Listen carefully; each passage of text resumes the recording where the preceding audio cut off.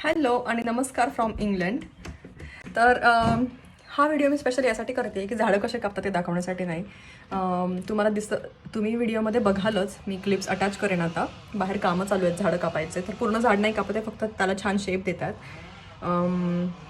तर मला इथला विशेष ही गोष्ट वाटते की प्रत्येक कामगारांची खूप काळजी घेतली जाते.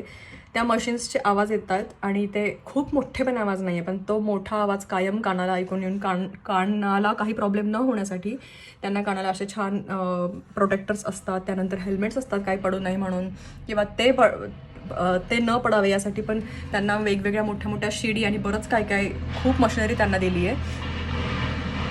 आणि ही जी गाडी दिसते या गाडीमध्ये झाडाच्या मोठ्या फांद्या ते टाकतात आणि त्या फांद्या छोट्या छोट्याशा करून ते एकत्र जमा करतात. त्यामुळे त्यांना भरपूर कचरा एका वेळी गोळा करतात. हे मला खूप खूप इंटरेस्टिंग वाटलं.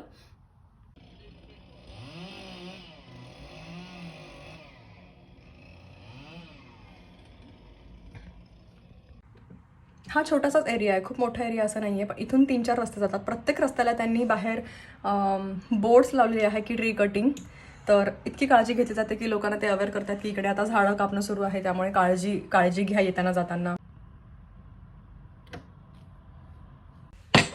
आणि इतकी छोटी गोष्ट आहे की इथे आजूबाजूला जे 4-5 झाडं आहेत ते थोडेसे जास्त वाढले, रस्त्यात त्याच्या फांद्या येतात आणि त्यामुळे त्यांनी हे काम हातात घेतलंय. आणि त्यासाठी इतक्या मशिनरी आणि 3-4 लोक आलेले आहेत फक्त झाडाच्या छोट्या छोट्या फांद्या कापण्यासाठी.